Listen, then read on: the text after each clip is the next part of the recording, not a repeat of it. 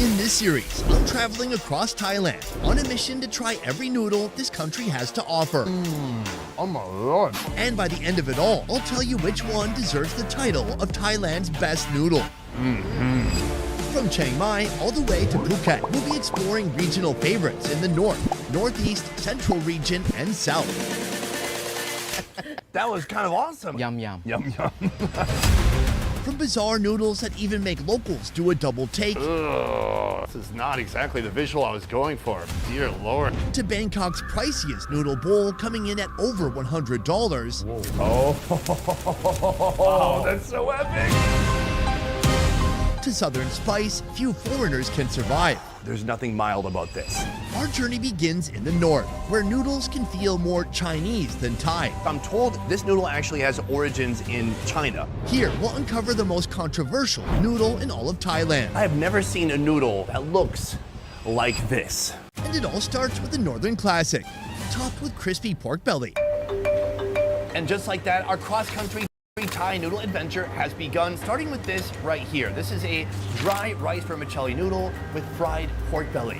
Our first Thai noodle dish of many starts with senlek, or medium-thin rice noodles, blanched alongside bean sprouts in a rich pork bone broth to soften things up.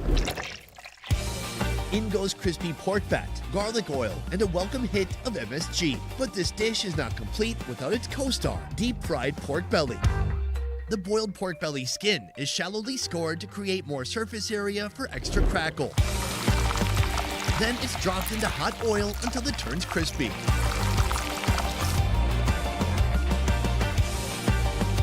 That golden pork gets dropped on top, along with some fried wontons. Add a flourish of greens, and there you have it. If you made bread, you'd devote your day to measuring, mixing, and slow baking it till perfectly golden. But you're better with dirt than dough. On this side right here, you can see we have fried wonton wrappers. My Minnesota friends are heartbroken that it's not full of disgusting cream cheese. It's just literally the wrapper. We give the whole thing a little bit of a spritz, and then we move on to our condiment section over here. Now, I've been advised to put all of this in my food. Right here, we've got some chili flakes. That may have been a mistake. Crushed nuts. Finally, and perhaps most unusual, we have sugar. I have never put sugar on noodles. Last of all, we have this right here. There is a load of green chilies, and they're soaked in vinegar, and the smell, it's astringent. It's really intense. I'm gonna put just a little bit of that vinegar. I feel like we've all met that person who started smoking at 25. Terrible idea. Do you know what's worse? Adding sugar to your noodles at age 40. That's what I'm doing. Step one, take a big clump of sugary, peanutty noodles. Absolutely delicious. Somehow all these ingredients are blending together beautifully. The sugar and the peanuts, they are the ultimate pair. They work beautifully together. But I'm also getting some things that you wouldn't think would blend with that flavor profile. Spicy, sour vinegar, but that kind of works too. Next, I want to take some of that pork belly. Oh yeah. The pork belly is absolutely delicious. There are some crispy bits like what you see right here. There's skin, there's protein, there's fat. It's a delicious combination. It pairs perfectly with those noodles. But then there's this right here, the wonton wrapper. the ultimate in crunchiness. They didn't put anything in the wonton. They just want that pure crunch. They want you to focus on the noodles. They don't want you to get distracted with some kind of a meat filling or cream cheese. It's all good. Meanwhile, if you're not getting enough food lubrication, they have this right here on the side. A nice bowl of pork bone broth. Heartwarming. This hot broth is so satisfying. So this is the first of 4 noodles that we're gonna be trying today. And by the end of this series, I'll be telling you which is the best in all of Thailand. According to me, some fat white guy from Minnesota. Later in this video, we'll come across a dish that'll overhaul your entire notion of what a noodle is. Right here, it says a noodle is a type of, oh God. We'll get to that soon, but first, let's back up a little bit. Right now, we're in the city of Chiang Mai in the north of Thailand. It's right next to Myanmar and Laos, but it's also not too far from southern China, specifically the Yunnan region. Now, if there's anything I've learned from doing this show for over 10 years, it's that food is not locked off at the borders, but that food is a gradient. Food is not something that suddenly changes as soon as you cross immigration. Food is something that gradually changes across landscapes. And so that means it's quite possible that food here in the north of Thailand might have a lot more similarities to southern China than it would to southern Thailand. Like our next foreign noodle contender. It's not your typical long strand, but instead a flat little square. Uncle Siri will soon reveal how it works. Might I say you have some mighty impressive mole hair growing from your chin. Can I ask, why keep the mole hair? It's part of his natural look. He was born with it. He's got that nice salt and pepper mole hair look. That's exactly what the meal is about today. Salty and peppery. Joining me for this northern noodle adventure, Chiang Mai native Minnie. For the past 20 years, Uncle Siri has been serving up something that flips the noodle script entirely. No strands, no strings. Just bold, chewy squares that refuse to play by the rules. When they're not cooked, they're very dense. It feels like a Vietnamese rice paper, but much thicker. But then if you compare it to a Vietnamese banh pho, like a rice sheet, it's much thinner. But the flexibility, much different. Very flexible and just ready and waiting to be soaked in hot water. Overthink less. Chew good. Orbit gum. Today I'm partnering with Chase Freedom Unlimited to treat people to lunch. Sure, they're getting a meal, but I'm getting 3% cash back on dining. So who's the real winner here? How was your meal? It was great. How do you two know each other? We're married. Just getting married. Can I treat you both to lunch today? When it's boiled along with tapioca starch, the magic begins to manifest. The noodles roll themselves. And that shape isn't just for looks. It helps them stay springy, slippery, and anything but soggy. But the real twist, these noodles didn't originate here. I'm told this noodle actually has origins in China. So this dish came from China a long time ago, from Yunnan province specifically. There is a huge Chinese influence here in northern Thailand. In Thailand, over 10% of Thai Chinese have left a deep, lasting mark on the country's food culture. Their roots run deep with a history stretching back to the 11th century, woven into every part of Thai life, including kway chap. But what sets this dish apart isn't just the shape of the noodles, it's everything else. Let me show you. First, the noodles are topped with onion, garlic oil, and crispy fried pork. Some might find these ingredients a little strange because it includes pig's liver, pig's heart. More importantly, the intestines are stuffed with pork meat. And last but not least, the soul of this dish, a rich pork bone broth infused with coriander root, garlic, and pepper. Minnie, you are from Chiang Mai. Yes, I am. Chiang Mai is interesting because we are in the north of Thailand. It's a very popular city, but it doesn't get all the attention that all the other cities get, like Bangkok or Phuket or Pattaya. What would you say is the vibe of Chiang Mai here? It's definitely underrated. You get a mixture of nature and city. It's a really great place for families because it's safe, comfortable, and you can kind of live here on a budget. Right, your money will go a lot further in Chiang Mai than Bangkok. Absolutely. I think we should start by trying some of the broth. Let's go for it. You feel that pepper? That's nice. Hold on, I think I have a mole hair in my soup. Just kidding. Super peppery, very savory. We're gonna get to the noodles in a moment, but one of the unique aspects of this dish are all the various pork cuts that you can find inside. Let's start with liver. Cheers. That's good. Oh, actually, that's pretty good. The flavor and the spice of the soup really mixes well with the offals of the pig. To me, these have been cooked with care, with love, and with a lot of spices. But now it's time for the main event, which is the noodle. Oh, that's awesome. I'm impressed. Sometimes the problem with a rice noodle is it can really fall apart. It's not tough like an egg noodle. An egg noodle can withstand a lot of time in the hot broth. A rice noodle can get soft and flimsy. By the time you're eating it, it falls apart in your mouth. But here, there's something about this rolled shape that keeps a little bit more firm texture, so you really feel like you have something to bite into. At the same time, it's soaking up a ton of that delicious, savory broth. This soup is actually very good for anyone who feels congested or is a little sick. Because of the peppery and the warm soup, it creates kind of a comfort food, especially when the weather is a little more cold. This is your go-to meal. Beyond noodles, food in Thailand's north is distinct from what you'll find in the rest of Thailand. It's herbaceous, the flavors are more earthy, and it's heavy on pork and light on seafood since this mountainous region is far from the ocean. It is so much more aromatic, it's more mild. We don't really like super hot spices, but rather we want to focus on it being a pretty warm and comfortable meal. So far, we're off to a great start. I've had 2 noodles. I'm very happy. Next, we're going to be going to a noodle factory. Are you ready? พร้อมค่ะ Let's go. Oh, okay, I thought she said, get out of my face. You don't have to say pa. Bah. Pa means let's go. Bah. Pa.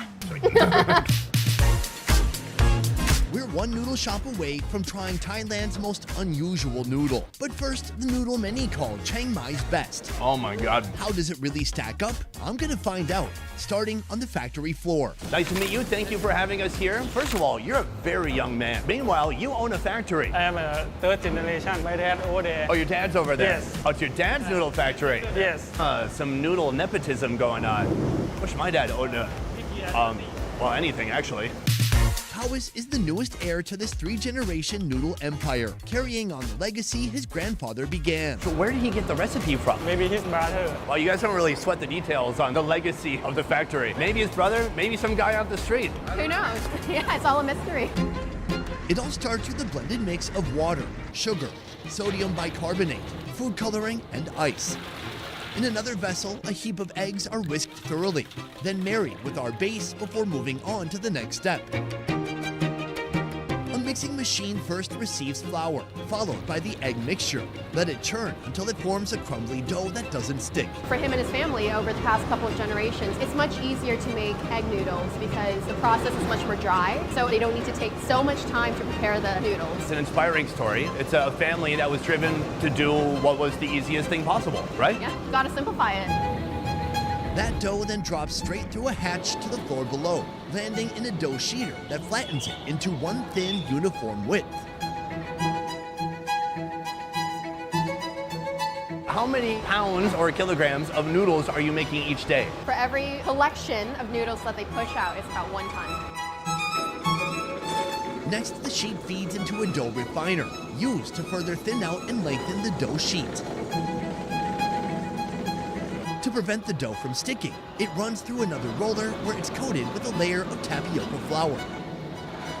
This same process is repeated 3 more times, using 3 different rolling machines, gradually thinning the sheet until it's just right for the step ahead. Why is more flattening better? It makes the noodles more bouncier, more concentrated, so you know you're kind of packing it in when you're flattening out the noodles.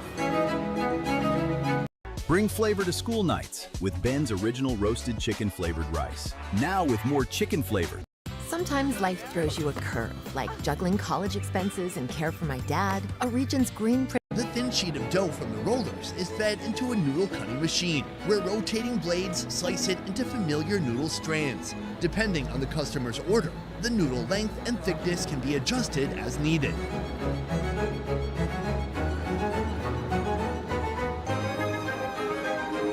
From the factory to the flame to the final product, this is the magic behind Chiang Mai's best noodle, known as khao soi. I am told this is the best khao soi restaurant in all of Chiang Mai. Would you agree with that assessment? ครับพิเศษเลยครับ Yep, absolutely.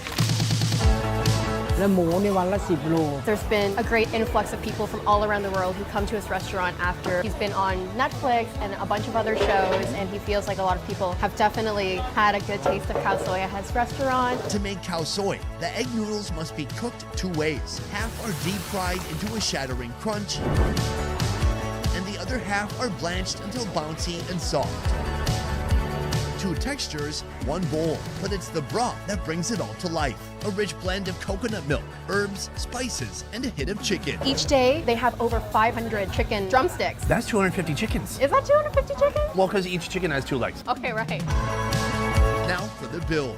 First blanched egg noodles, then a chicken drumstick, both sunk in that creamy, milky, curry-like broth. A swirl of coconut milk, a smattering of crispy noodles on top, and a hit of spring onion and coriander to bring it all together. I want to back up for a second and just explain what is khao soi. แล้วก็ทำมาก่อนนี้รสกินนอกมันจะไม่ค่อยเหมือนนี้เดี๋ยวนี้มันมาดัดแปลงกัน So the origins trace back all the way to China. There's actually Muslim influence in here too. Really? He's saying it's not actually from China itself, but almost on the outskirts of China where there's a lot more Islamic or Muslim influence. That makes this dish what it is. By the time it got to Chiang Mai, they adapted this dish to make it much more flavorful, more spicy, because the origins of this actual dish isn't quite as flavorful as we see today. So he's saying it started in China, but Thai people made it better. Yep, sounds like it. Well, let's get into it. This is the fried version right here. I love how crunchy it is. It's very satisfying. You hardly recognize that it was once a noodle, and it's got some delicious seasonings on the inside too. Where do you start? I like to add in the lime, some of the garnishes, not too much because it's already intense enough. And if you like a bit of sweetness, then you add some sugar in. We got some chili flakes here. Cheers. Cheers. Too spicy? It's spicy.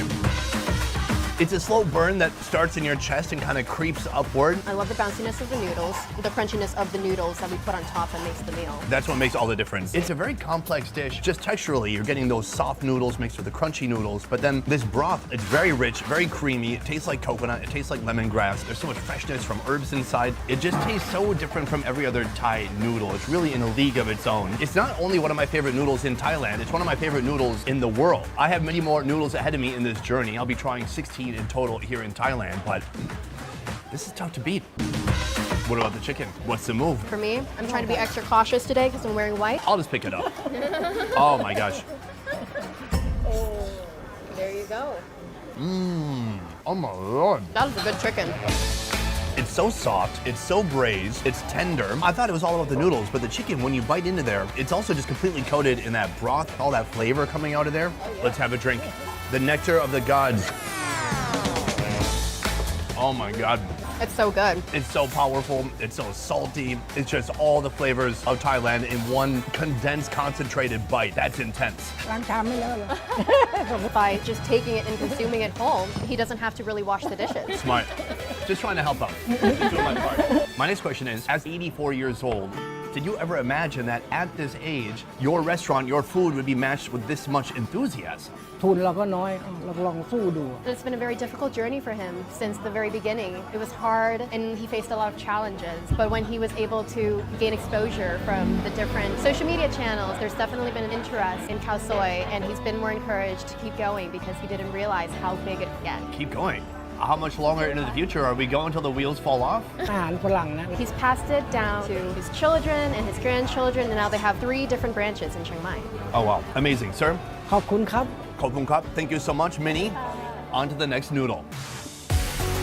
At last, I'm about to face the most controversial dish of this entire journey. A dish crafted by the one and only Miss Dog. I have eaten noodles all around the world, but I have never seen a noodle that looks like this. My first question as we begin today is this a noodle? ไม่ใช่ค่ะ No, it's not. But this is a noodle series, so there must be some reason we're here. Why do you think this is not a noodle? มันคือข้าวแรมฟืนค่ะ It is called khao ram foon. This is made from rice flour. Fair. But it's not a noodle dish. Meanwhile, the rice noodle, the same noodle that you'll find in pad thai, that's made from rice flour, just like this. แต่ว่าตัวเนี้ยจะมีความเด้งดึงเด้งดึงเด้งดึง So with the rice noodles, there's a chewiness to it, whereas with this particular noodle, it's much more bouncier. Okay, listen, I didn't want to have to do this. I'm calling the police. No, sorry. I'm looking up what is a noodle. Right here, it says a noodle is a type of, oh God, long, thin strip of pasta. That looks long. Thin is definitely not thin. It's usually made from flour and water. Yes, they are commonly cooked in boiling water or added to soups. Now, this is cooked in a different way because the origin of this noodle starts here. Aside from the classic rice flour variety, this dish also features 2 other noodle types, peanut and Burmese chickpea. Both are soaked then ground into oblivion. เขาจะไม่ค่อยมี Back then, there were a lack of ingredients, so they didn't have that much to work with, which is why we're working with very basic ingredients to try to make a pretty good meal out of what they had. Next, they're both mixed with rice flour, cornstarch, and water. Now whisk like your life depends on it. Food coloring goes into the peanut mix, giving it that signature purple hue.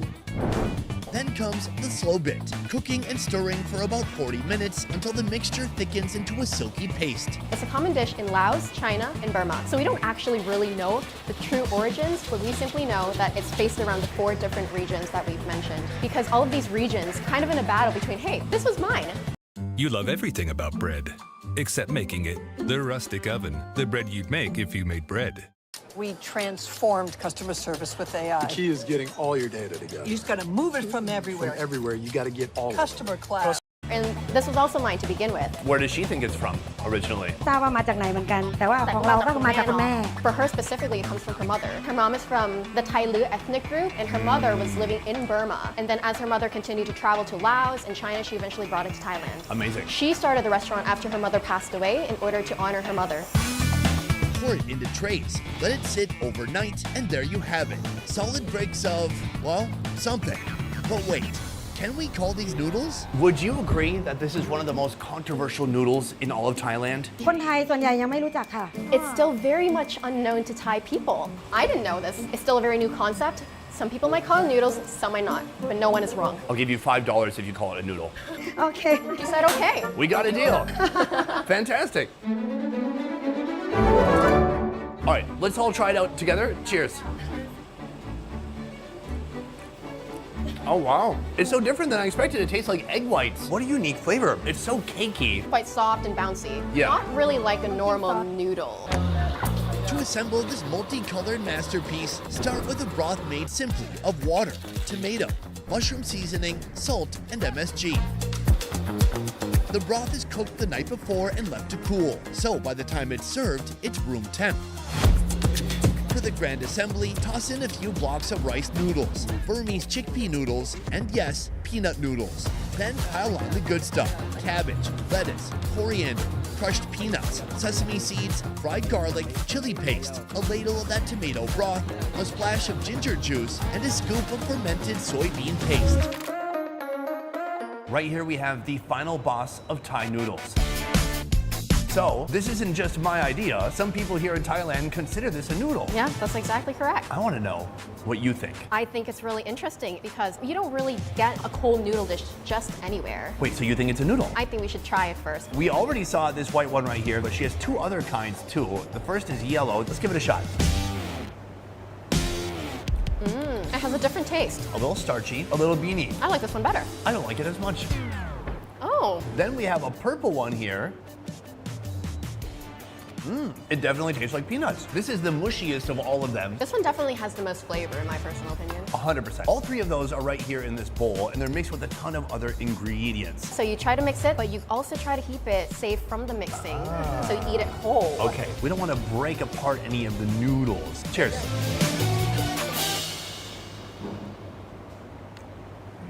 That is different. I like the soup. I like the soup too. It feels very tomatoey. There's peanuts, there's chilies, it's spicy. This is more of a clean, simple, straightforward broth, making it a little bit more refreshing, I would say. There's some cabbage in here as well. It makes a nice pairing because the cabbage is kind of crispy compared to these noodles, which are so soft and easy to bite through. It is super good. I'm pleasantly surprised. But I do want to reveal one more secret about this dish, that it's vegan. Oh. But I feel like any meat that you put in here would distract from these big old chunks of goodness. The more I get to know this noodle, the less I feel inclined to call it a noodle. Okay. Yeah, I'm just admitting it right now. I feel more like calling it some kind of a steamed cake. Maybe a hybrid of a cake and noodles? Yeah. Is there a word for that? Koodles. Kudos. Today I tried 4 different noodles, and if I had to pick a favorite from northern Thailand, it would be khao soi. But our noodle journey isn't over yet. Next we're heading from the north to the northeast, a region known as Isan, home to some of the most bizarre dishes in all of Thailand.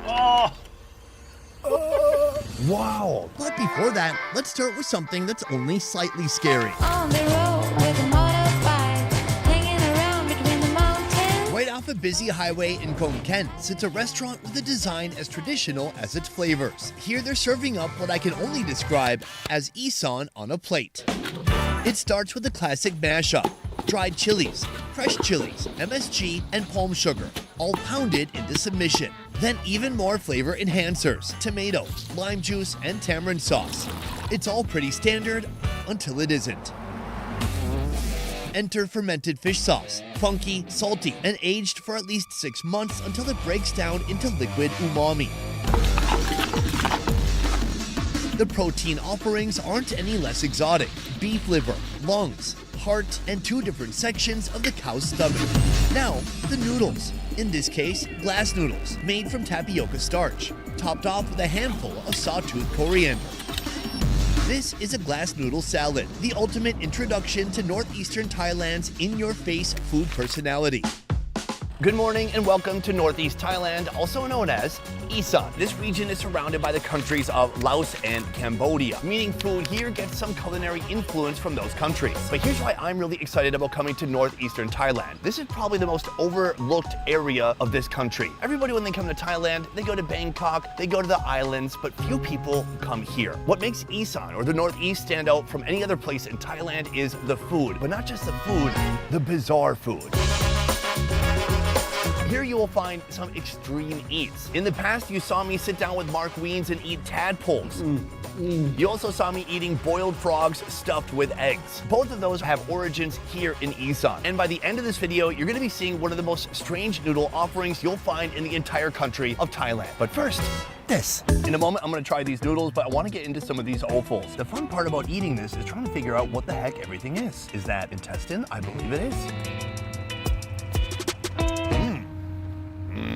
Okay, yeah, gamey, strong. It's got personality, and not necessarily a personality that you like. Now, when it comes to stomach, you can see there are 2 different kinds of stomach. I don't know if you remember this from cow biology class, but cows are ruminant animals with 4 stomachs, meaning they also have different tastes and textures too. And this is a piece of what they call the black stomach. Now, that bite is wild. It tastes unrefined, kind of like the cow's gastric acids that would be in its stomach. It's a very intense, brutal flavor. Right here, we have the white stomach. Better. A nice snappy bite, a much more neutral flavor. Wow, fiery. That is everything except for the noodle. Let's go for it. This may be the last ad you ever see. Because with the free ad block extension from Capital One Shopping, you can say goodbye to ads on sites like YouTube. The glass noodles have a great texture. They're a little bit bouncy, they're a little bit firm, which is amazing because they're sitting in this sauce for a long time, but it seems like no matter how long they would stay here, they would not become soggy. Pretty sure I just ate all the glass noodles in that one bite, and I like that. This dish is not just about the noodles. The noodles know how to share the spotlight with all these other ingredients in here. This is just the beginning of what's to come in our Isan adventure. The food ahead only gets wilder, each dish more extreme than the last. And by the end, we'll wrap up with a noodle dish so bizarre it even makes locals do a double take. It's a big no for me. What? But before we get there, I'm heading to a food court for a Thai noodle inspired by Vietnam. Hi, son. Swatika. Meet Isan's award-winning chef, Paisan. You are going to be with me throughout the day trying an extensive number of noodles. You are the owner of this noodle shop right here. Miss A is a 3rd-generation Vietnamese descendant. Her grandmother made the journey here about 60 years ago. What is the name of the noodle that you're serving here? Mì cà thi. Mì cà thi. Mì cà thi. Rice noodles with coconut milk. I want to talk about the origin of this noodle because it's not as simple as it just came from Isan. Where does this noodle come from? It all starts with a curry made with condensed coconut milk and chili paste.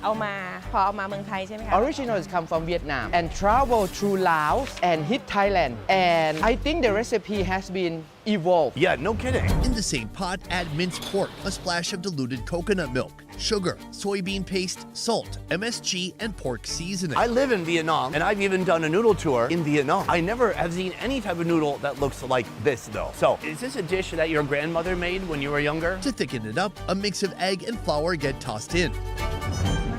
ไม่ ใช่มาเห็นแม่ทำ She never seen their grandparent making it, but it happened to be the mother making it. So the original Vietnamese who migrate to Thailand never make this one.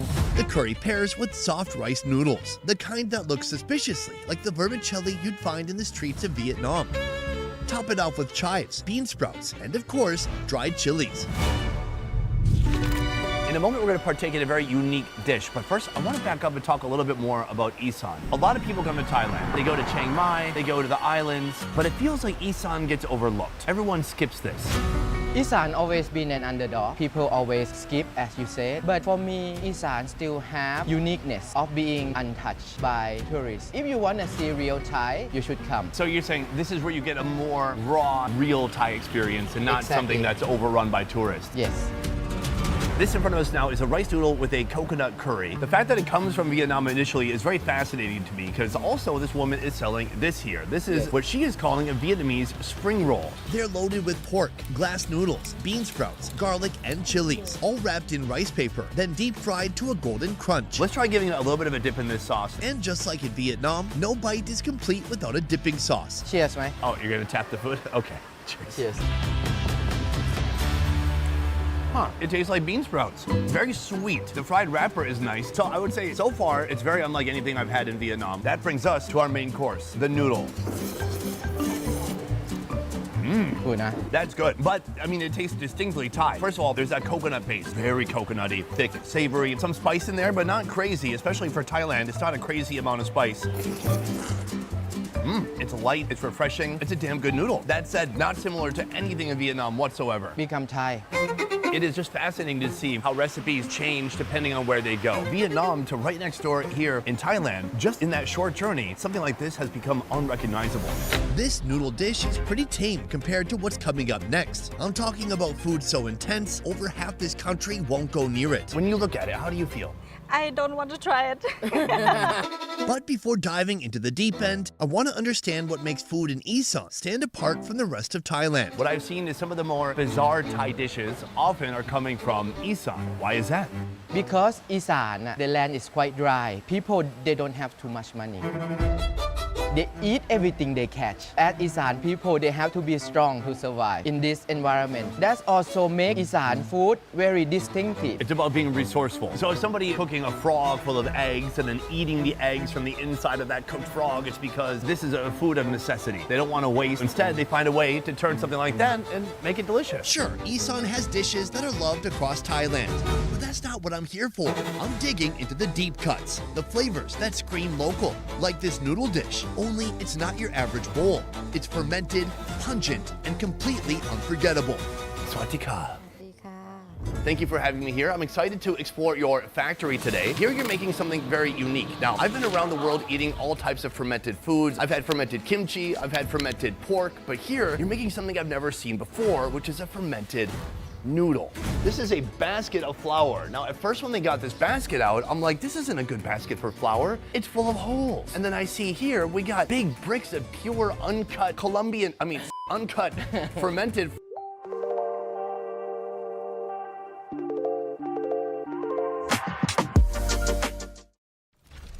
Humanity is dying. To save it, you will... Flour, but it comes off in these big wet chunks. Ooh, it's thick, it's sticky, it's fermented in such a way, like if you give this, I think 1 more week and I could get drunk off of this. But it does have a little bit of that alcohol smell to it. And this is the base for these fermented noodles. Each type of fermented flour plays its part. The red bag adds firmness. The yellow brings clarity to the noodles. And the green, that one softens the noodle texture and gives it a subtle aroma. All three are blended with water in a mixing machine. Typically, the flour is fermented for about 3 days before it's ready to use. Why is it important that the noodles here are fermented? The fermentation rice is not just only for the flavor, it's the texture and how it looks. Once mixed, the dough is loaded into a noodle pressing machine. Kind of like a giant shower head. The dough is squeezed through tiny holes into long noodle strands that drop straight into hot water. Still on the same machine, the noodles ride a conveyor belt through a cold water rinse to stop them from overcooking. Then they drop neatly into a bucket. From there, the noodles are rinsed again through 3 separate basins of cool water before the final step. Tearing them into smaller strands and arranging them into baskets ready to hit the market. Every chunk of noodles here has been laid there by hand. Why is that necessary? there's no machine to do as such. She hope one day if there is a machine to make the noodle look nice like this, she would buy one. The smell is sour, a little bit more mild than the actual flour itself, maybe because it's been cooked. Feels very similar to a vermicelli rice noodle that you'd find in Vietnam. Oh yeah, it's got a nice texture. It's starchy, but definitely there is a sour note there. What is the value of having that sourness in the noodle versus maybe someone could just add some vinegar to their dish? มันเป็นกลิ่นเฉพาะของแป้งหมัก She said this is the uniqueness of this noodle because vinegar is kind of sharp, sour, but this is very mild. The sourness and the smell come after you chewing it. Oh, interesting. The noodles here are distributed to local vendors and restaurants across the city, and we're headed to one of those restaurants now. Here they serve a dish that's unmistakably Isan. It's not just the fermented noodles, but also chicken blood and chicken feet. The broth for this dish starts with a bold base, kaffir lime leaves boiled with a mix of curry paste and shrimp paste. Then comes the kicker, smoked mackerel blended with water into a thick fishy soup that's poured straight into the pot. Add in fermented fish paste, then welcome in that coagulated blood. As for the chicken feet, they've been simmered for 2 hours with kaffir lime leaves and salt before taking the plunge into the broth. Pork seasoning, MSG, and bouncy fish balls also join the mix. Finish it off with fresh chilies and green onions. Toss all that over a bed of fermented noodles and you've got this. Chicken feet, fish balls, chicken blood, and a rich, funky broth that throws every punch Isan cuisine has to offer right in one bowl. First of all, what is this dish called? ขนมจีนน้ำยาป่า Should we try the broth? Yes. Now, it should be noted, it's not a hot broth. Usually, people have it like lukewarm, not sizzling hot. How about some of the chicken blood? The texture is a little bit like a more firm tofu. When I first started doing the show about 10 years ago, something like that felt very bizarre to me. But now, I like it. I think we should dig into the noodle. I mean, this is the reason we're here. This type of noodle, it doesn't soak up the broth as much as some of the other rice noodles. It retains some of its bounce and its shape. When you eat a big clump of it, it's like a very satisfying bite still. The size also important. Sometimes they make this noodle a little bit bigger because it's not as soaked up as the sauce as it should be, but this size is a good size. To me, a whole broom store just went past you. I feel like this is one of those noodles that no American has ever heard of before. Very rustic, very countryside, and everybody knows the pad thais and those types of noodles when it comes to Thai noodles. But do people know about this? From my wide guess, pad Thai noodle they use like pho noodle where you can make it dry and send it all over the world. But this one is best when it's fresh. They make it every day in their small factory. They can dry it, but they lose the charm of sourness, bounciness. That's why I think it's still keep as a secret here in Thailand because it's quite difficult to deliver. And this is why certain foods in Asia cannot be easily transplanted to other countries. For this dish to exist, you quite literally do need a noodle factory that's making these noodles fresh every day. Yes, with a lot of women to touch it. It meaning the noodles? Yes. Okay. And last, it is finally time to try the chicken feet. The chicken feet. The fun way to eat it, just pick it up and suck it up. Show me the way. You seem like a foot-sucking expert. Okay, let's go. I'm gonna watch you. Oh, you put the whole thing in your mouth? I'll try not to make too much eye contact though. Oh, wow, you're like an owl. Basically, you put the whole thing in there, strip off all the meat and the skin, and spit out the bones. Yum, yum. Suck the gelatin out of the bone. Will you become a good kisser after this? Trying to focus, okay? Boom. That's pretty good, huh? See? Same. Nice. That was kind of awesome. It's so soft. You just have to kind of chew it a little bit, swish it around, and you can literally suck the skin off of it, and then all this flavor goes down your throat. Yum, yum. Yum, yum. Diving into this bowl is like diving into Isan and learning about this region of Thailand through your taste buds. But we have one more location to go to. A noodle that includes one of the most extreme ingredients in all of Thailand.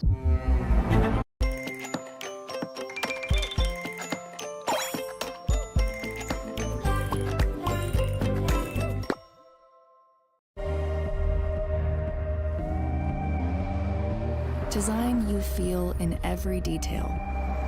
Technology as innovative as it is effortless. These are luxuries you... Sir, Nice to meet you. Nice to meet you. Originally from Bangkok, Chef Joe has adopted Isan as his new home. Here he runs a DIY hot pot joint where diners take the reins, cooking up all sorts of proteins in a rich, flavorful hot pot broth paired with noodles. This noodle, you've had it before? I had it before. And did you like it? There's some ingredient I don't particularly like. Like what? Like this one right here? that one. Ingredient 1, concentrated ox gall. Gall is the contents of the gall bladder or bile. This is 44% bile juice. Do you like this? ผมไม่ถนัด He doesn't like it. He does. So, but this is what I love. This is a Thai ingredient. I can read the Thai words on this bottle, and I have 2 guys in front of me saying, no thank you. Ugh, this is not exactly the visual I was going for. Dear Lord. I've experienced something like this in Chiang Mai before. Fresh bile juice, squeezed right from the bile sac, straight from a slaughtered buffalo. This one is pretty similar, except it's been mixed with fish sauce, salt, and a sweetener. But the wild part? It's popular enough to be bottled, labeled, and sitting on a shelf just like it's any other condiment. It kind of smells like fish sauce. Good. Here, bile is used as a flavor booster in dishes like lab, or as a key ingredient in dipping sauces, like the one we're about to try. Before we build up to that bitter bite, let's start with the hot pot. In a giant blender, ground lemongrass and galangal go in first. Then garlic, coriander, fried dried chilies, red onions, kaffir lime leaves, and a hot pot base made from fish sauce, coconut sugar, chili paste, and soy sauce. The result? A thick, fragrant paste that's cooked down until it's ready to bring the broth to life. When an order comes in, a scoop of that flavor-packed paste is mixed with beef stock and pork seasoning to create the hot pot base.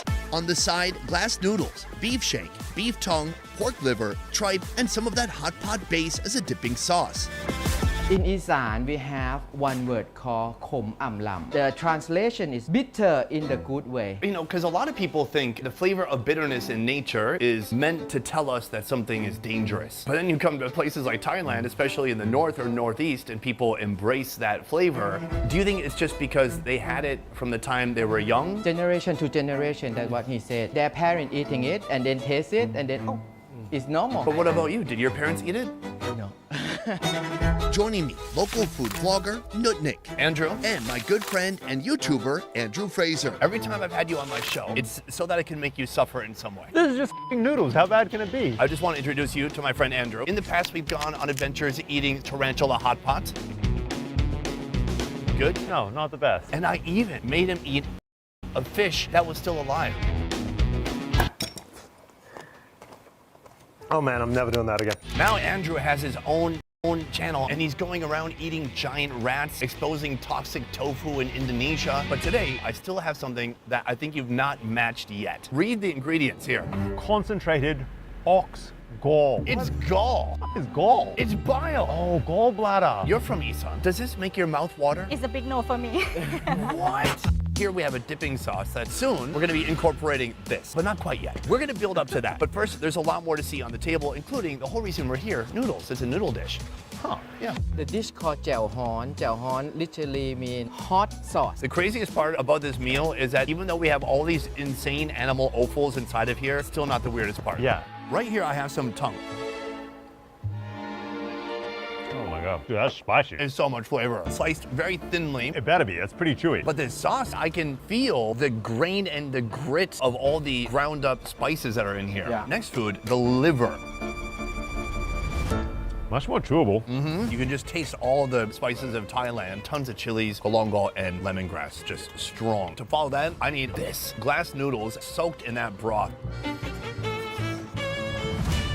It's just like you eating noodles and the soup at the same time. Yeah, I started this video by having glass noodles, but they were kind of cold or room temperature. But this, it's so hot. It's like the noodles are melting as you're eating them. But I say, let's cover up the flavor of these Thai spices. Yeah, wow. Normally what people would do is they would just put it in here with their dip. That's boring. As a food expert, self-appointed. Dude, are you kidding me? It's important whenever you try a new food to just purely try that one ingredient to really understand that ingredient. Oh, bro. With the fish sauce in there, that is wild. Cheers. Cheers. Oh. Wow. I love that people love that. First, you get the hit of the fish sauce, this pungent flavor to begin with, and that's on the front end. But then on the back, the bitterness starts to set in, like it's boiling your tongue. The worst bit about that, it's like they combined the bitter horribleness of bile with bundao mam tom, that fermented shrimp paste, and it's just rotten bitterness. It's a wild experience. Yeah. What we're supposed to do is just put a couple of drops in here. For me, it's stop. Really? 6 drops? How does this company make any money? Whoever buys more than 1 bottle? If people love it, they love it. They put in almost everything they eat. Now, tripe is perfect to eat with bile because it already can kind of taste like bile sometimes. Oh man, I am riding a wave right now. This is culinary extreme sports. I can't get past that taste. What are you talking about? The bitterness can work if it's the right ratio. The correct ratio is 0. Final meat, we have that shank meat. This is a very prized and coveted piece of meat. There's only 1 pound of it in a whole cow. Ready? Here we go. Drop off, crust off, lunchbox, mom rocks. Give a little Sara Lee love. Safe Light Repair, Safe Light Replace. A broken windshield shouldn't wreck your schedule. With SafeLight, it doesn't have to. We'll come to you for free, wherever it works for you, so you're able to do your own thing, whatever that is. SafeLight's complete mobile service can repair, replace, and recalibrate, even in your driveway. It's your windshield. Get it fixed your way at SafeLight. For free mobile service, go to safelight.com. Safe Light Repair, Safe Light Replace. I am on board. I'm not. You're not? I'm on the outside. I'm so glad I tried it the pure way to get a full sense of the impact this can have on somebody. This can take you to the edge. Right. Some people never come back. But for people like me, you learn to appreciate it and you learn just to put in the right amount. For me, it's sort of reiterated my belief that there is nothing on earth that's quite as bad as bile. Still a big no for you. I'll get my bitterness somewhere else. What'd you think? Still no, but it's okay for today. I'm sorry, guys. I'm the yes team. Oh. So I'm a new man. I like it. Andrew, thank you for joining. I'm glad I can make you suffer. Thank you, sir. Guys, thank you for showing me more of Thailand. Today I tried 4 different noodles, but if I had to pick a favorite from northeastern Thailand, it would have to be those glass noodles and that spicy hot pot broth. Now, if I had to choose a winner between this and the northern region, my vote still goes to Khao Soi. But our noodle journey isn't over yet. Next, we're headed to the city of Bangkok in Thailand's central region. Here you'll witness this country's extreme noodle prices. From the very affordable, as far as getting the most bang for your buck, it's going to be hard to outdo this, to the outrageously expensive. You're making a boat noodle that costs over $100. Special for you. Let's start simple and work our way up. Welcome to Thailand's central region. Today we're going to be focusing on central Thai noodles from the very cheap to the very, very expensive. That said, right here we have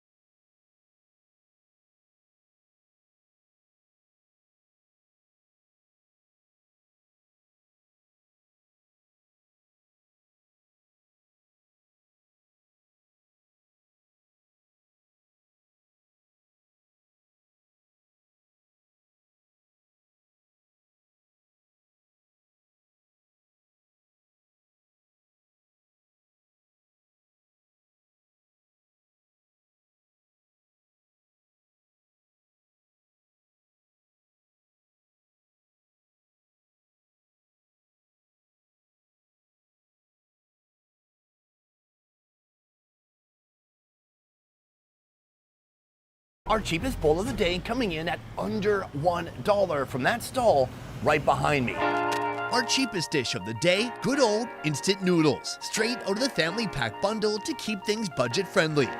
To start, they get a quick dip in boiling water with bean sprouts and morning glory, just enough to loosen up but not lose their bite. Then comes the magic, pork seasoning, shredded boiled chicken, a bit of lettuce for virtue, cubes of chicken blood for the brave, fried chili garlic, and chives. Top it all off with a warm splash of chicken broth and boom. Oh my God. Sweet, savory, hearty. That's a nice broth. Also, very hot. This looks like some lean chicken breast right here. I thought it might be dry, but no. The chicken is delicious. Let's move on to this, the chicken blood. All right, let's give it a shot. Very good.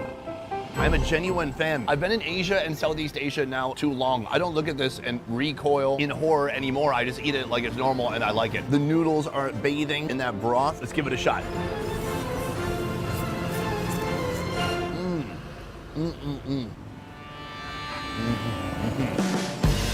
Satisfying, salty, savory, a little bit sweet, delicious. The economics of this do not make sense. Yeah, is it a ton of meat? No, but it's meat and it's delicious. The best part of this noodle to me is that you could just go to a convenience store and spend 30 cents and get just instant noodles. But what she's done here is she's dressed it up and she's made very inexpensive ingredients feel like a whole hearty meal. So as far as getting the most bang for your buck, it's gonna be hard to outdo this. That said, we're still gonna try because today we have 3 more noodle locations. Our goal is not only to experience the best central noodles that Thailand has to offer, but by the end of this video, we're gonna be experiencing a boat noodle that costs over $100. Will my good friend Mark Wiens love it or hate it?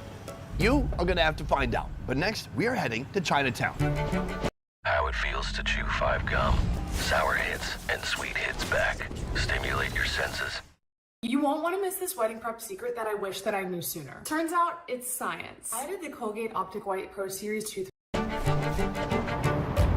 Bangkok is synonymous with heat, traffic, temples, tuk-tuks, and tourism. But more than anything, it's a melting pot of food cultures, where flavors from every corner of this country come together in one chaotic, delicious sprawl. Street food is the heartbeat of this city. Day or night, rain or shine, there's always something sizzling, steaming, or frying just around the corner. Anything you can find outside of Bangkok, you can find inside Bangkok too. Even dishes that have traveled all the way from China. We are in Chinatown right now. Bangkok's Chinatown is a fascinating place. It's almost unlike any other Chinatown in the world. But there's something special when you mix Chinese cuisine and Thai cuisine. It becomes something better than either one of them alone. Like me, I'm mixed Thai Chinese. That's you as a human. Thai Chinese. Boom. Put it together into one person. That's you. Meet Opal, local foodie and content creator. As someone who's Thai Chinese, she's here to help me learn a few things about her world. Ma'am, I believe you have the fattest noodles in all of Thailand. She's like, do I have to translate that? เขาชอบเส้น Miss J Thai is the 3rd generation behind this 40-year-old establishment. Here you have a super thick rice noodle. Can you tell me about this noodle in particular and why do you like it so wide? The longer the noodles, the longer your life's going to be. So they don't cut the noodles. Have you heard that before? No. Do you think there's any scientific research to back that up? Okay, I'm just checking. That's Thailand and Chinese belief mixed together. Okay. Make no sense. Make no sense. I buy it. To make this dish, J Thai starts by stir-frying pork and Chinese kale in a wok, a cooking style straight out of the Chinese playbook.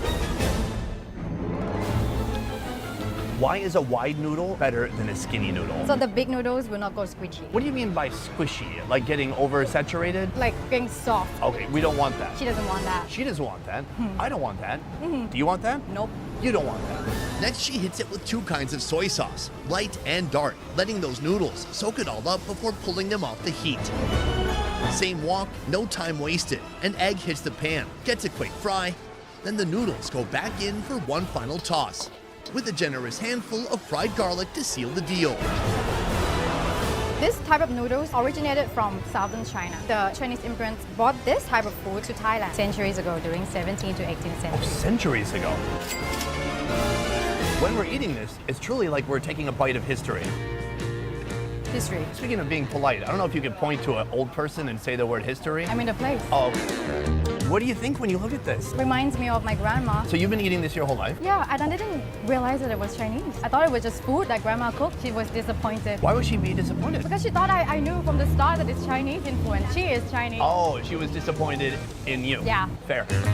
Oh my gosh, I love that these noodles have been just dyed You're brown. in Thailand, you gotta use the spoon. Oh, huh? Then what's this for? Just for... Oh, for putting stuff onto the spoon. I'm gonna use the fork, I'm putting noodles onto the spoon. And then I'm gonna awkwardly put this into my you look so uncomfortable.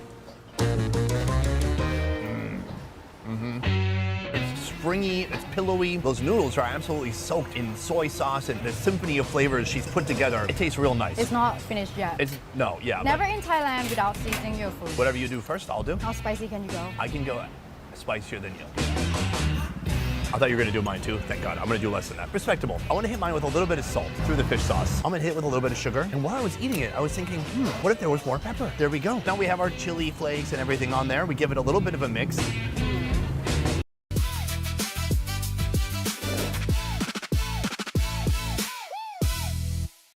At Chamberlain University, we know nurses are at the heart of the Atlanta community, and that Next level elevated. This is my 10th noodle that I've tried in Thailand so far. And I gotta say, I'm pretty blown away by the range when it comes to the rice noodle in this country. Because they can be little bitty and tiny and thin, or they can be like this, super fat. And I don't know why more people aren't using these fat noodles, because they absorb the sauce, they absorb the flavors so beautifully. Maybe they don't want to get fat. Probably because of that. I guess my big takeaway with this dish, it feels like kind of junk food noodles. Ouch. Look, if I eat this, I gotta go take a nap, I gotta jump on the elliptical for 45 minutes. It's just about satisfying your palate. So it's a Chinese junk food? Kind of. Okay. Do you disagree? You just insult my ancestor. I feel like this is our first fight. Are we in a fight right now? Yeah, we are. Western food is heavy for me because it's rice noodles. I eat rice in every meal, so it's usual. And you say fit and trim. Yeah. Soon, I'll be slurping down the most expensive noodle dish in all of Thailand, joined by the legend himself, Mark Wiens. That's pretty amazing. But first, this noodle tour wouldn't be complete without visiting the dish that put Thailand on the global food map. I have a mission to go throughout Thailand and experience every noodle I can. That mission has brought me here to a place where I'm going to try the most famous noodle in all of Thailand. Thank you so much. I mean, I'm not saying your noodle in particular. Oh, wow. Hey, sorry. Oh, no. Oh, this is so embarrassing. I meant like pad thai in general. Okay, I understand. Adit runs a Michelin-selected spot that's earned recognition year after year since 2018. Here, they're serving just one item and one item only, pad thai. What makes this dish special isn't just that it's the most known in Thailand, but rather the story of how it came to be. During World War II, Thailand found itself surrounded by European colonies in Cambodia, Laos, and Burma, boxed in on all sides. Worried about losing its independence, the Thai government launched a full-blown cultural revolution. Part of that push was a campaign to give away free rice noodle carts and introduce a brand new recipe the world would later recognize as pad thai. Particularly at that time, they needed something that was simple and palatable for anyone internationally. It's just sort of the all-round, everybody's favorite kind of flavor profile. The Prime Minister at the time believed that forging a strong national identity, even through something as humble as a bowl of noodles, was key to preserving Thailand's integrity and independence. We are obsessed with food. And if you want to motivate Thai people, it's always food through and through our mouths, which was quite clever, and it was very successful, obviously.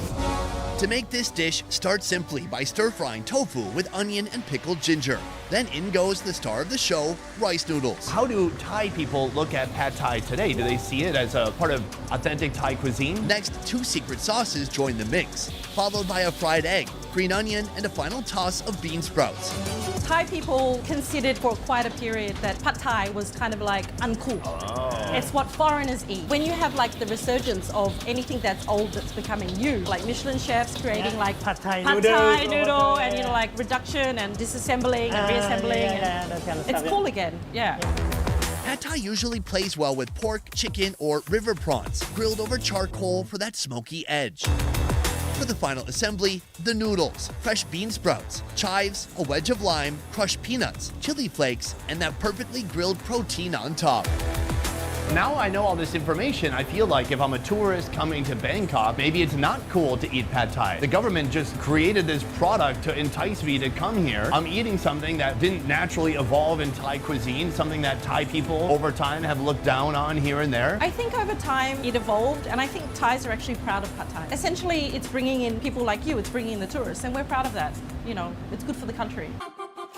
Before we get into the noodles, I want to talk a little bit more about you. You come from Australia. Aussie. Meet Samantha, a blogger, brand builder, and tour creator of all things Bangkok. Mother Thai, father Australian. Born and raised in Australia, and then I came here with the intention to just like get back to my roots for a couple of months, and 20 years later. Oh, 20 years ago you came here? Yes. What do you think it is that makes a good pad thai? I think it's important that the pad thai is smoky, like it has the smoky flavor, and it's also important to eat it while it's hot. Okay, yeah, all right, I get the point. Let's talking, more eating. You want to squeeze a little bit of the lime, put a bit of fresh bean sprouts on top for the crunch, one chive in the other hand. Okay. Right? The noodle is a nice texture. It's almost become a little bit gummy. It's good, right? It's addictive. It's very inviting. You have your roasted peanuts, sprinkle a bit of that on top. And how's your level of chili? Then we have the fish sauce. Brings a little bit of extra level of saltiness. Mix everything up. It looks amazing. Now we can prepare our prawn. Rip off the head, as you know. Suck it. Bite and suck. That's not what she said.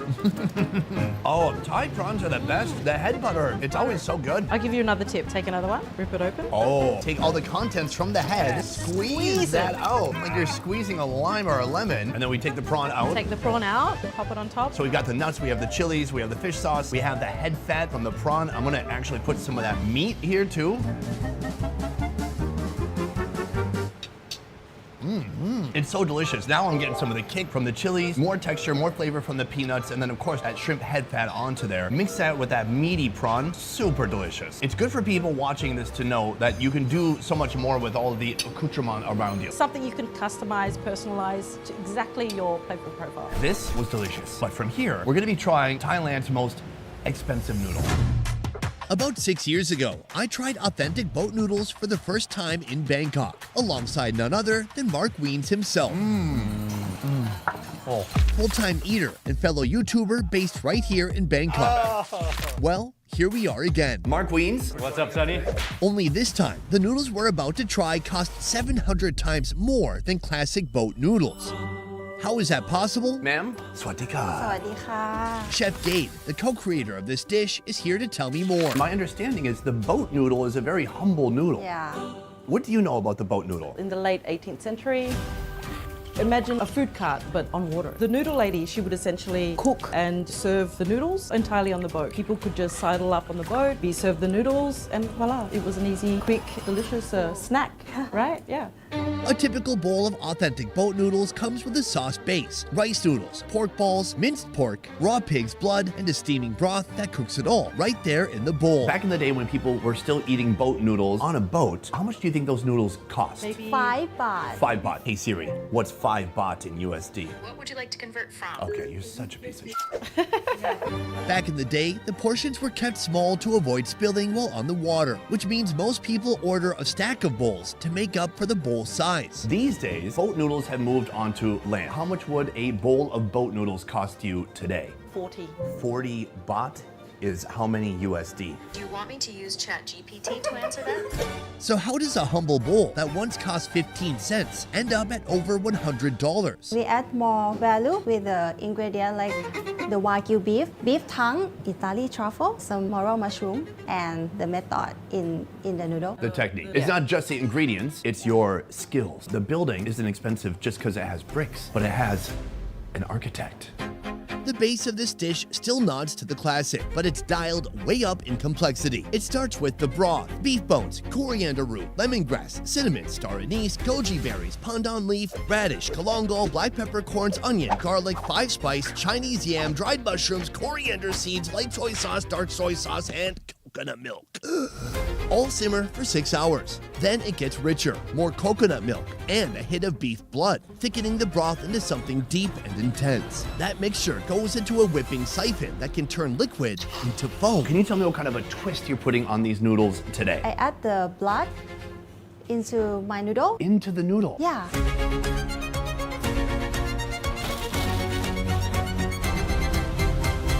That is cool. Yeah, it has a little bit of a savory smell to it. I mean, RFK is banning all those food dyes, but blood's natural.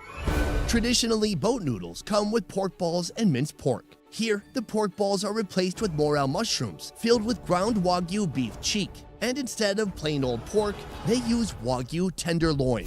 Slice it into long strips, seasoned with charcoal and 5-spice. Rolled up, wrapped tight, and frozen before slicing into salami-like rounds. If that's not enough protein, well, how about Wagyu beef tongue? Marinated in 5-spice, cooked sous vide for 2.5 days, then cut into tender bite-sized cubes. Now for the build. The beef tongue cubes go in first, followed by the beef blood noodles, sweet sour soy sauce, green chili sauce, the morel mushroom beef balls, Italian truffles, basil leaves, garlic flowers, that foamy broth base, pork cracklings, some Thai spices, and dill flour. Finally, there's one last mystery ingredient that will soon be revealed at the table by the chef. Bring flavor to school nights with Ben's original Spanish-style rice, now with more tomatoes. We all know the key to successful AI pilots is making them work. It's not making them work for all your departments. What? It's not connecting them. Mark Wiens, you've eaten probably every Thai food throughout the entire country. Some, yeah. I don't know that there's anybody who's done more to document Thai food throughout the country than you. Yeah. What would you say is your favorite Thai noodle? My favorite is Kway Teow Nua, a classic beef noodle. The other one, oh, you're going to Phuket, right? Yeah. Oh, okay. So there's another noodle dish in Phuket. It's just called mee sapang. These yellow noodles, they stir fry it. One of the best noodle dishes, I think, in Thailand. This is something I'm going to be trying later because we still have one more region to go, and that would be the south. So we are going to be trying that noodle. Yeah, great. And I'm going to have to see if I agree with you. Right here, we have a foam, some bits of fried pork fat, morel mushrooms, and then we have this, a book that when you open it is hiding the contents within. And she has her weapon. 1, 2, 3. Whoa. Oh, wow. That's so epic. That's pretty amazing. That's so beautiful. This surprise ingredient is built from the slice of Wagyu tenderloin we saw earlier, wrapped around Chinese kale, which in turn is wrapped around bean sprouts and coriander. Then, as if that wasn't opulent enough, it's finished with a hit of truffle on top. Use your chopsticks and place the beef wrap on top of the espuma. On top of the what? Espuma. What's that mean? It's a fancy way to say foam. This is abstract boat noodles, unlike any other boat noodles I've ever imagined. I'm worried it's going to fill you up too much. Do you think you can finish it? It's risky. Well, but look, this is fine dining. It's not about quantity. It's about elegance, and it's about pinpointing flavors or something like that. Morel mushrooms are already one of the most expensive mushrooms on earth. She stuffed that with Wagyu meat, the most expensive beef on earth. Cheers. Cheers.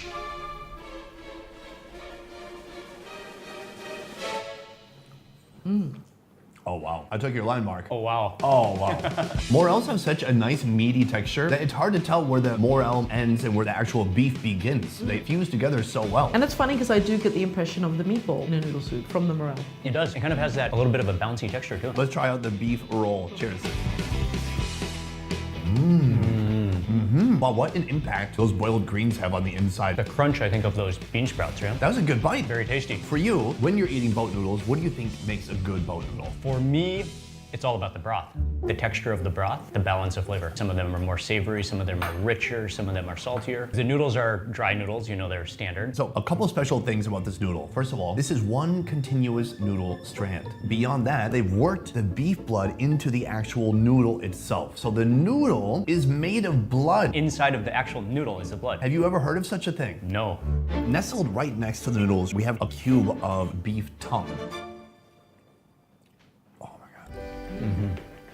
Oh, the tongue is good. Unreal. I mean, it tastes like it's been braised for days. It's very soft. Texture is really nice too. And something that actually really stands out, I think because everything is so meaty, but then just those little micro herbs or little leaves that they taste vibrant because they contrast with everything that's going on. Right, they're not just for decoration. They're really contributing some flavor.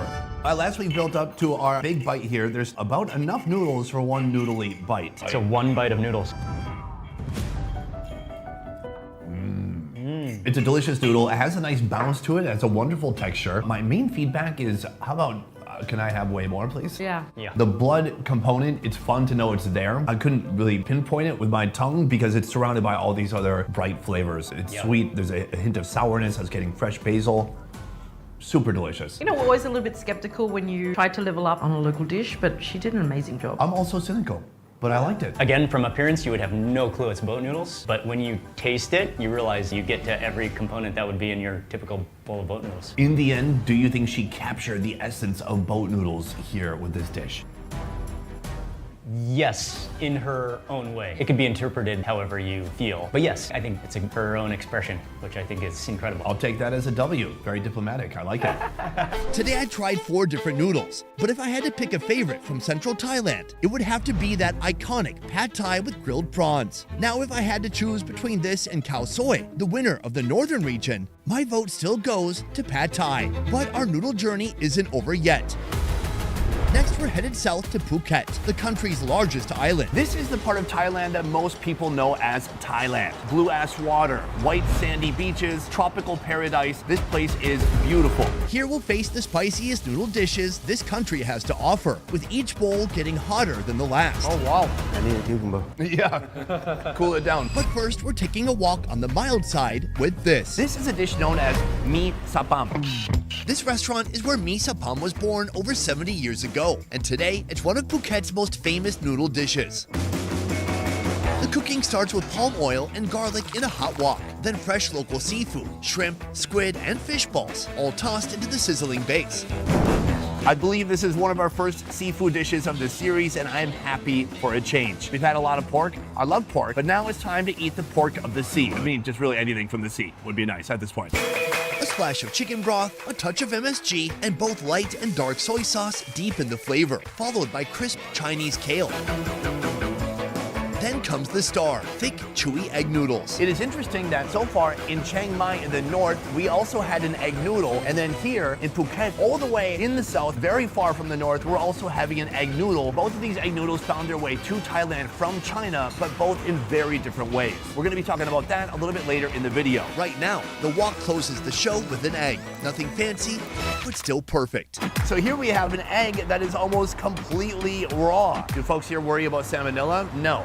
That's for lamos. We are gonna take that yolk and we are gonna spread it around the entire dish. I really wanna lather up those noodles with that delicious silky egg yolk. Oh yeah. Toss them back. Cheers. With Walmart Summer Style, you can always treat yourself. No expose. Who knew? Ready, set, summer with the Honda Summer Event. From the most fuel-efficient full-line automaker in America. That's a wonderful combination of flavors. That egg noodle, it's got some bite to it. Beyond that, there is a delicious kind of a sauce, not really even a broth, but all of that broth and all the noodles have been coated with that egg yolk, making it extra creamy. Super delicious. Beyond the noodle, this is full of delicious seafood, and I love to see it. We have a beautiful looking shrimp, combine it with some noodles. The sweetness of the shrimp, it's a perfect complement to this very savory sauce. It's bouncy, it's squishy, and it matches perfectly with these noodles. 10 out of 10. But this doesn't have those Thai signatures that I've gotten used to from this trip. I can feel that there's much more of a Chinese influence here. If I'm honest, this is not spicy at all. But from here, we are gonna be ratcheting things up.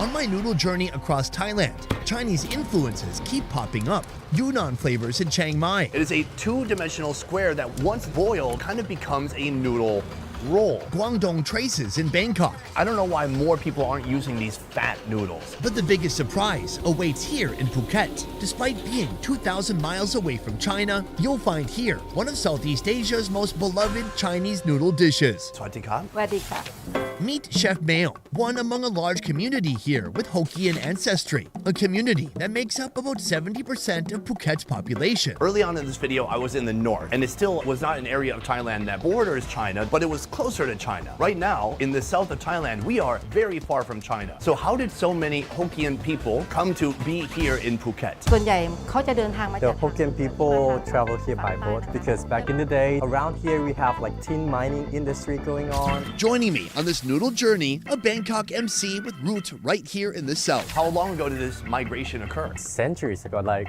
19th century, I think. The Hokkien people came to Phuket from Fujian, a coastal province in southeastern China, and they brought with them a wealth of seafood recipes. Their most iconic noodle dish is the stir-fried Hokkien mee. The wok kicks off with pork lard, garlic, and onion. Then a lineup of proteins: pork, shrimp, ponyfish, and squid.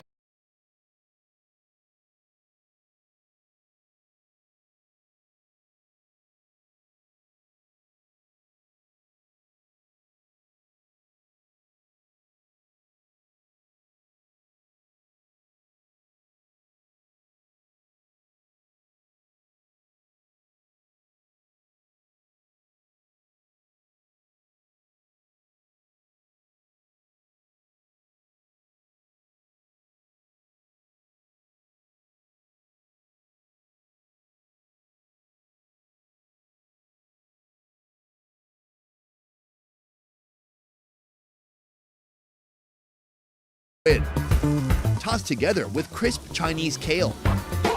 Then the key player arrives, sen mi. This is the thinnest rice noodle you'll find in Thailand. This one is basically softer, and when she fried it, she has to use her senses because she used charcoal grilled back here, so she has to like feel it when she cooked. Now for some flavor. Dark soy sauce and broth cling to the noodles. Then oysters come in. And finally, an egg seals the dish.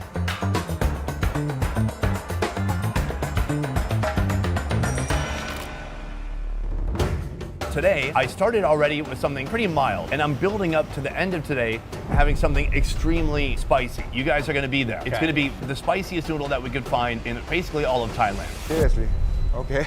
Also joining the ride, Chef Noi, with over 20 years of experience and a growing franchise of 3 restaurants. How do you think food here in the south is different from other parts of Thailand? As a chef, I think the good food is always coming from the south. Because of the south, we use a lot of chili, spicy flavor, so that elevate the taste buds. Southern Thai food, it's not just spicy for the sake of it, you know. It has layered, it has texture, it's aromatic. I thought food in the north was already fairly spicy, but you're saying even more spicy here. I think so, yeah.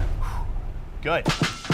I'm looking at this dish. It doesn't look so spicy, but they always have this spice option on the side here in Thailand. Could you walk me through what's available here? You need the acid for sure. This is a vinegar with pickled chili. Is it spicy too? No, I wouldn't say it's spicy. Don't trust anyone from the south. Also this one. Yeah, chili flake, that's a little bit spicy. Sure, let's bump it up. This is actually a perfect breakfast dish for me. Once you have everything in your bowl, like pickle, chili, the pepper, the chili, and again the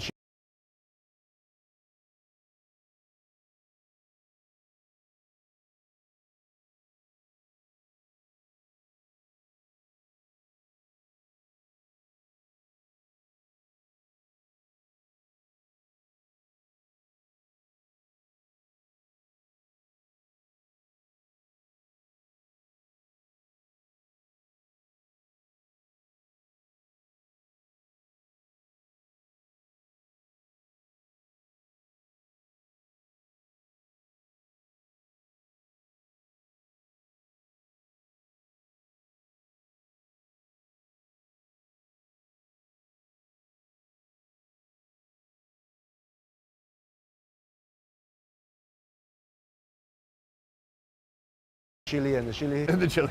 Okay, cheers. Noise complaints, angry neighbors, a home studio that doesn't actually sound like a studio. Quiet World acoustic blankets are independently, third-party tested to absorb sound, not just muffle it. They hang in minutes on any wall, door, or surface.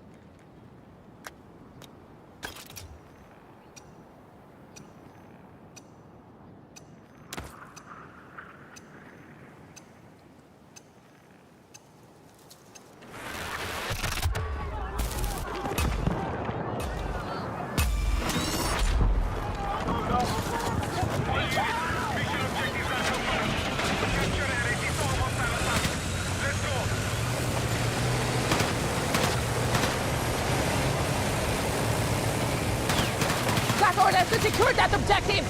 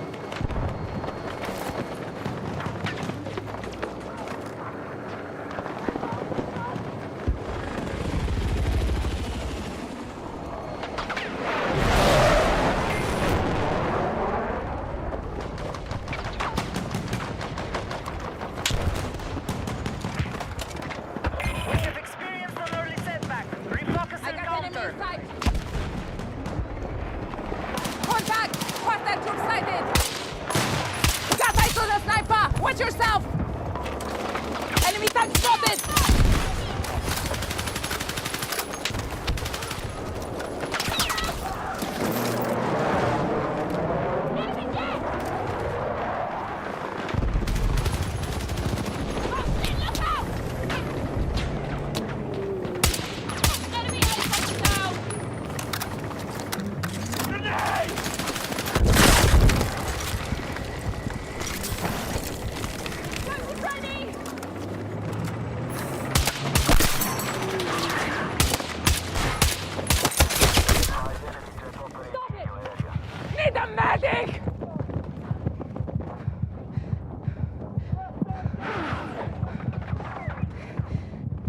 Need a medic!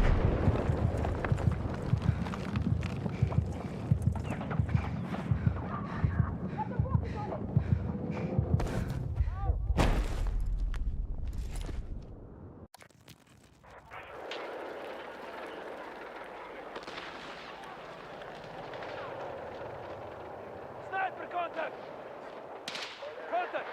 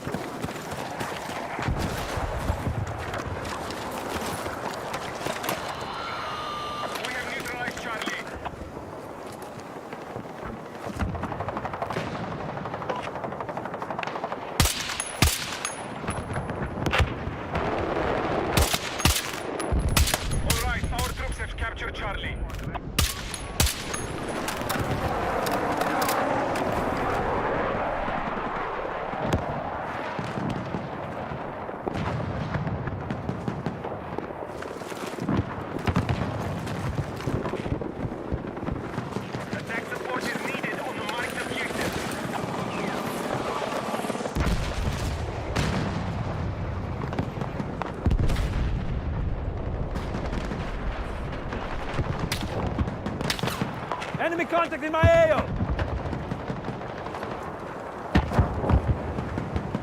Our attack on Alpha is in progress. Right, we have secured Charlie. I got the enemy in sight!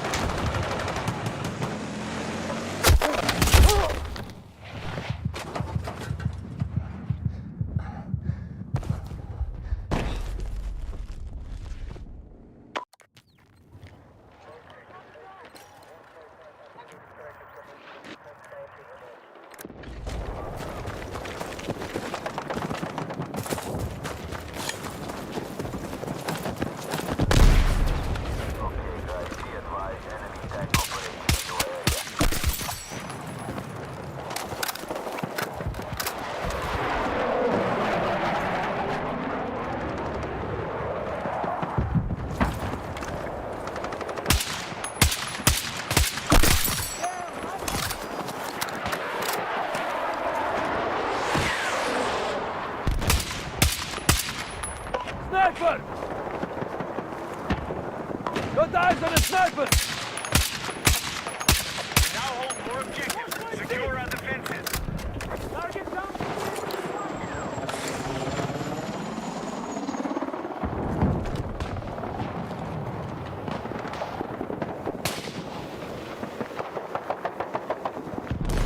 Okay, we have secured Delta. Objective marked. Support the attack.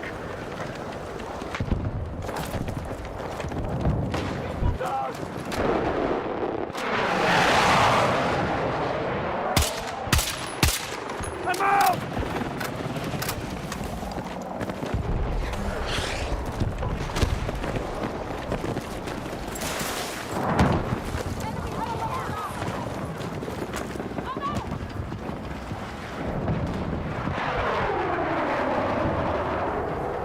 Enemy anti-air! I'm out!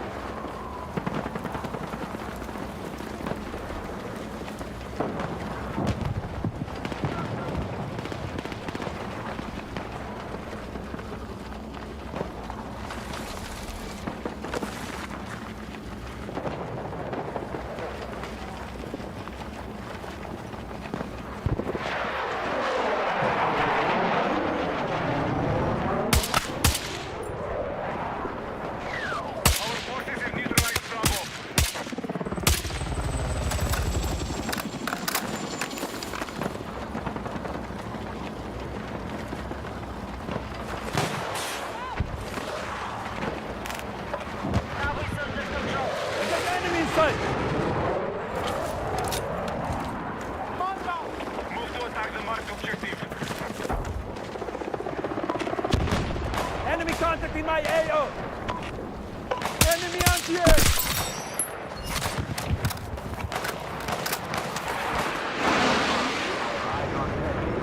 Enemy contact in my AO! Contact! Enemy tank! Enemy tank spotted! Enemy contact in my AO!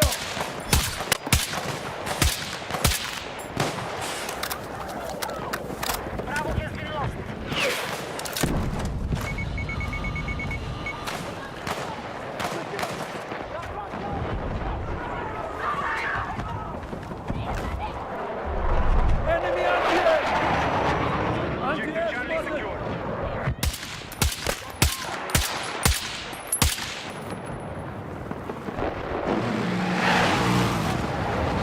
Enemy anti-air! Enemy anti-air!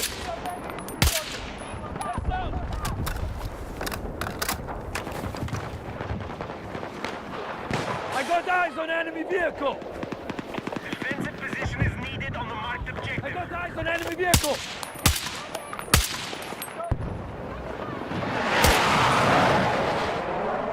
Enemy contact in my AO!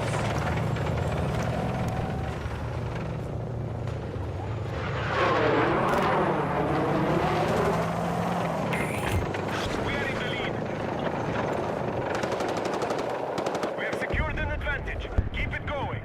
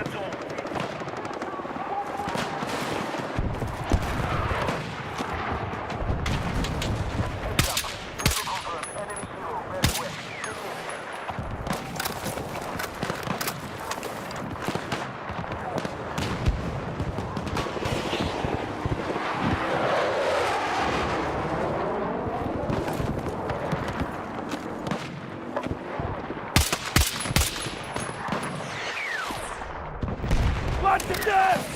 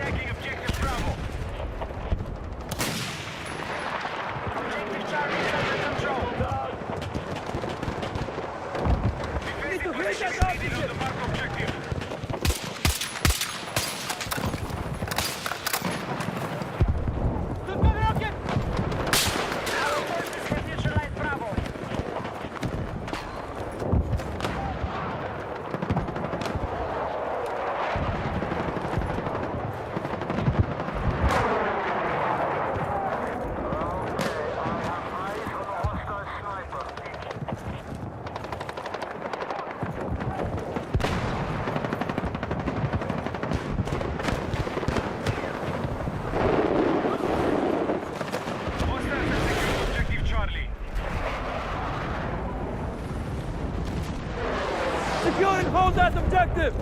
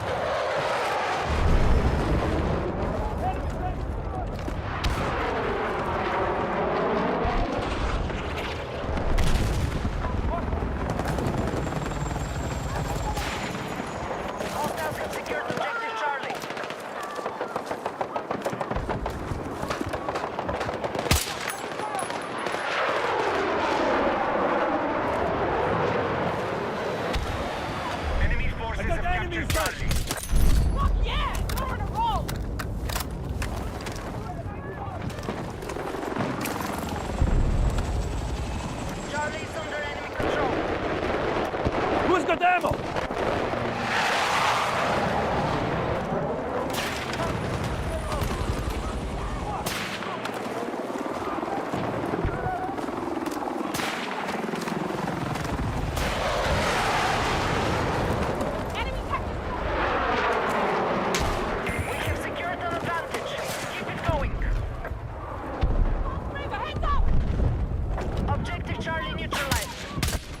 Got eyes on a sniper! Sniper contact!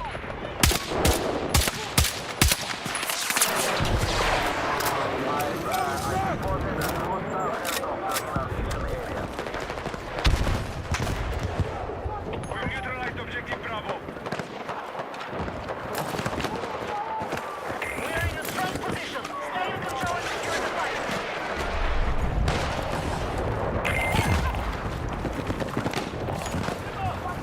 Mark objective is under threat. Defend the position. Don't stop shooting fire! Let's go! Ego kick! Our control of Delta has been lost. I need fucking ammo!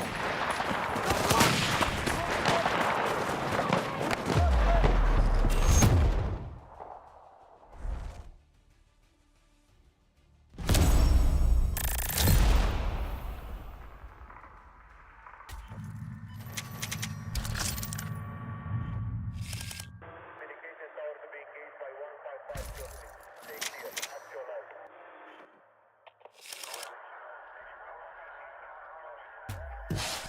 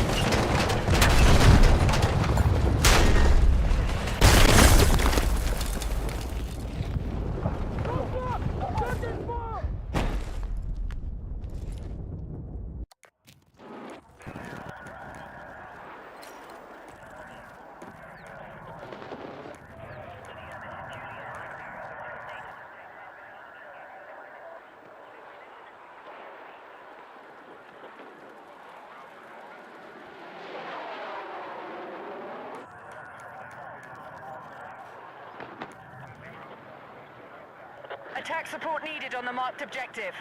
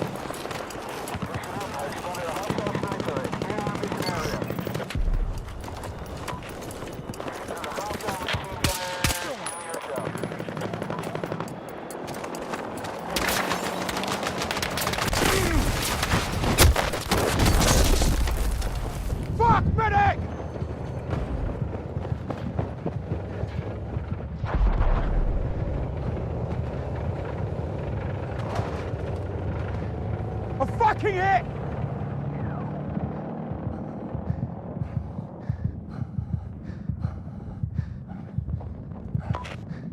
Fuck! I'm bleeding out! Medic! Objective marked. We need you supporting the attack. I got you. You're a lifesaver. Please be advised that our forces are winning the fight.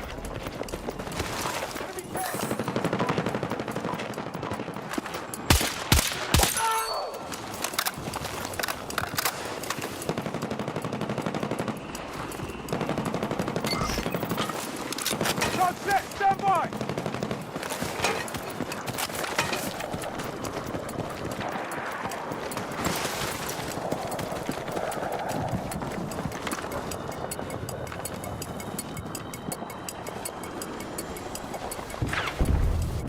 Our forces control more objectives than the enemy.